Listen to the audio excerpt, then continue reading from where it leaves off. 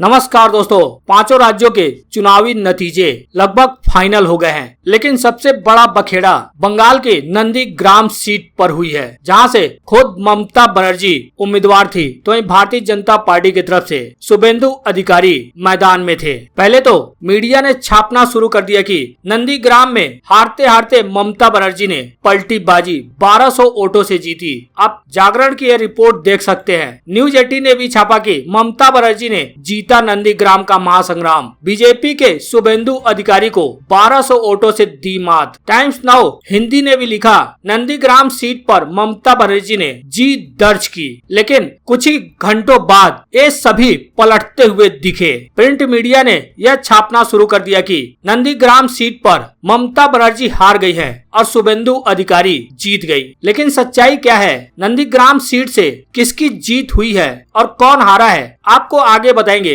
पहले आप इन media reports को देखिए, कैसे कुछ घंटों बाद ही इन्होंने यह छापना शुरू कर दिया कि नंदीग्राम में शुभेंदु अधिकारी ने टीएमसी सुप्रीमो ममता बनर्जी को 2026 वोटों से हराया। इसको प्रभात ने छापा है। इंडिया.com भी लिख रहा है कि नंदीग्राम में ममता बनर्जी की हार, शुभेंदु अधिकारी ने 1900 से अधिक वोटों से हराया। हिंदुस्तान भी लिख रहा है कि नंदीग्राम में शुभेंदु अधिकारी से हार गई सीएम ममता बनर्जी, कहा कोर्ट जाऊंगी। वहीं जागरण ने भी लिखा है कि नंदीग्राम में शुभेंदु जीते, ममता की हार से तृणमूल में निराशा, बारिश ने भी फेरा पानी। यहाँ तक ही नहीं, एबीपी ने भी इसको छापते हुए लिखा कि ममता बनर्जी 1953 वोटों से चुनाव हारी। नीचे लिखा है कि नंदीग्राम से मुख्यमंत्री ममता बनर्जी हारी, बंगाल में टीएमसी जीती। आज तक ने भी इस खबर को छापा है कि दीदी ने मानी नंदीग्राम में हार, शुभेंदु अधिकारी ने दी 1957 वोटों से शिकस्त। अपने लाइव वीडियो में भी लिखा है कि नंदीग्राम में ममता ने हार स्वीकार की, शुभेंदु अधिकारी ने ममता को मात दी। हालांकि पांचों राज्यों में फाइनल नतीजों में किसको कितनी सीटें मिली हैं वो भी आपको आगे बताएंगे, लेकिन पहले नंदीग्राम सीट की आपको सच्चाई बता देते हैं। आप देख सकते हैं ये चुनाव आयोग की वेबसाइट है। यहाँ पर आप जैसे ही स्टेट सिलेक्ट करेंगे, जैसे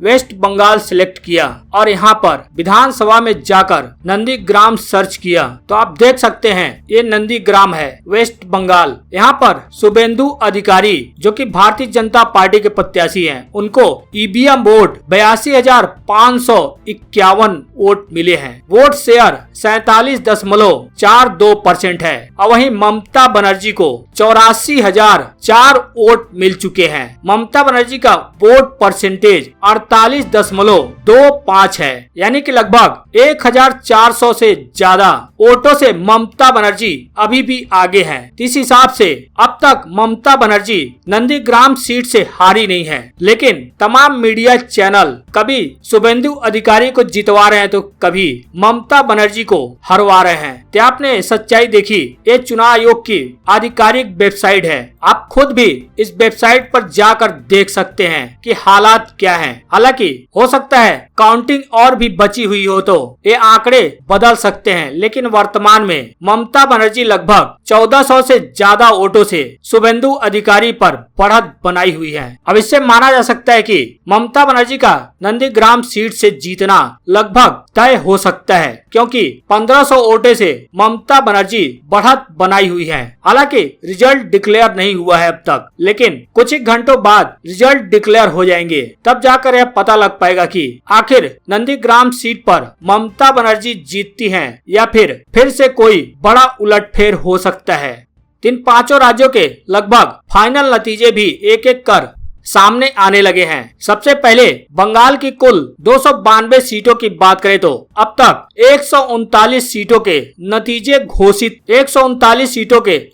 घोषित किए जा चुके हैं और 153 सीटों पर अभी भी पार्टियां लीड बनाई हुई हैं। अब तक तृणमूल कांग्रेस 292 सीटों में से 111 सीटें जीत चुकी है और 103 सीटों पर बढ़त बनाई हुई है। कुल 214 सीटों पर तृणमूल कांग्रेस सीटें जीतती हुई दिख रही है। वही भारतीय जनता पार्टी 76 में से 27 सीटें जीत चुकी है और 49 सीटों पर बढ़त बनाई हुई है। वहीं इंडिपेंडेंट ने 1 सीटें जीत ली है। राष्ट्रीय सेकुलर मजलिस पार्टी को 1 सीटों पर अभी लीड मिली है, यानी कि 139 के नतीजे आ गए हैं और 153 सीटों के नतीजे आने बाकी हैं। लेकिन फिर भी ममता बनर्जी की पार्टी तृणमूल कांग्रेस 214 सीटें इस हिसाब से जीतती हुई दिख रही है। वहीं भारतीय जनता पार्टी महज 76 सीटों पर सिमटती हुई दिख रही है।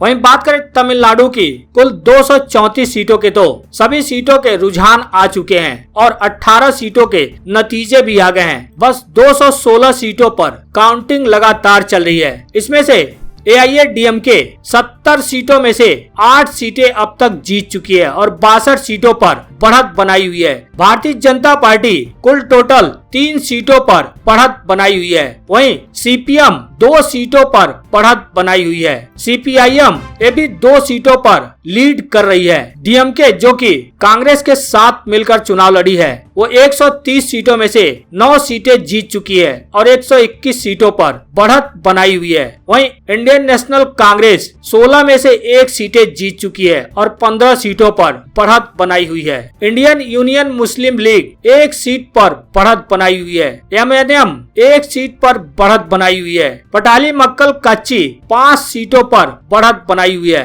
VCK 4 सीटों पर बढ़त बनाई हुई है। कुल मिलाकर तमिलनाडु में इस बार सत्ता बदलती हुई दिख रही है। इस बार DMK की सत्ता तमिलनाडु में आ रही है। वहीं बात करें केरला की कुल 140 सीटों की, तो कुल 140 सीटों में 114 सीटों के नतीजे घोषित कर दिए गए हैं। महज 26 सीटों के नतीजे बचे हुए हैं, जिसमें 140 में से CPI 14 सीटें जीत चुकी है और 3 सीटों पर बढ़त बनाई हुई है। CPIM 62 में से 50 सीटें जीत चुकी है और 12 सीटों पर बढ़त बनाई हुई है। कांग्रेस सेकुलर 1 सीट पर बढ़त बनाई हुई है। इंडिपेंडेंट 6 में से 5 सीटें जीत चुकी है और 1 सीटों पर बढ़त बनाई हुई है। कांग्रेस 21 में से 15 सीटों पर जीत चुकी है और 6 सीटों पर लीड बनाई हुई है। इंडियन नेशनल लीग 1 सीट पर जीत चुकी है। इंडियन यूनियन मुस्लिम लीग 15 में से 13 सीटें जीत चुकी है और 2 सीटों पर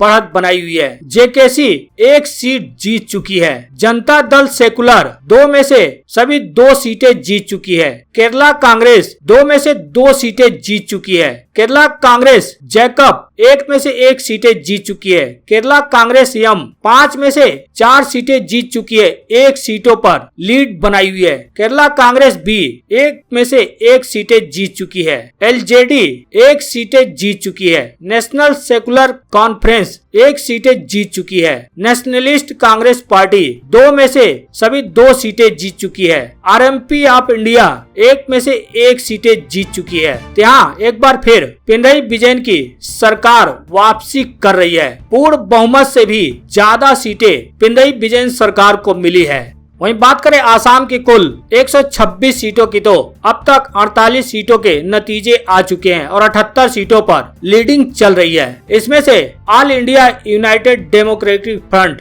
15 में से 4 सीटें जीत चुकी है और 11 सीटों पर बढ़त बनाई हुई है। AGP 10 में से 6 सीटें जीत चुकी है और 4 सीटों पर लीड कर रही है। भारतीय जनता पार्टी 59 सीटों में से 25 सीटें जीत चुकी है और 34 सीटों पर बढ़त बनाई हुई है। BPF 3 में से 1 सीटें जीत चुकी है और 2 सीटों पर बढ़त बनाई हुई है। Communist party of India M 1 seat पर लीड कर रही है। वहीं इंडिपेंडेंट 1 सीट पर लीड कर रही है। इंडियन नेशनल कांग्रेस 31 सीटों में से 8 सीटें जीत चुकी है, जबकि 23 सीटों पर बढ़त बनाई हुई है। UPP लिबरल 6 में से 4 सीटें जीत चुकी है और 2 सीटों पर बढ़त बनाई हुई है। तो कुल मिलाकर यहाँ भारतीय जनता पार्टी की एक बार फिर से पूर्ण बहुमत के साथ सरकार बन रही है। अंत में बात करें पुडुचेरी की कुल 29 सीटों की, तो 29 में से अब तक 22 सीटों के नतीजे आ चुके हैं, जिसमें ऑल इंडिया एनआर कांग्रेस 10 में से